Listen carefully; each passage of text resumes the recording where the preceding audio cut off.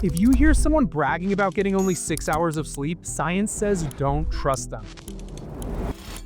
In a study conducted by Michigan State University, subjects who were sleep deprived, regardless of age, religion, gender, or income, were about 8% more likely to lie if it meant they would receive more money. The craziest part is that 8% increase in liars came from only 2 hours in loss of sleep. This isn't ethics, it's chemistry. Sleep is a core part of our brain's self-control system. When you're short on sleep, your ability to regulate impulses drops significantly, and the likelihood of cutting corners goes way up. If you can't even recognize where the line is drawn, it's a lot easier to cross it. Lack of sleep even narrows your ethical radar. A published study by the Journal of Sleep Research discovered that after one night of poor sleep, people were less likely to recognize moral issues by about 10%. In other words, if your moral compass was a voice in your head, then the volume of that voice depends on how much sleep you get. This gets especially tricky when we live in a culture that promotes sleep deprivation. We've all heard the saying, sleep is for the weak, or you can sleep when you're dead, but that couldn't be any farther from the truth. And that's not just my opinion, it's the scientific conclusion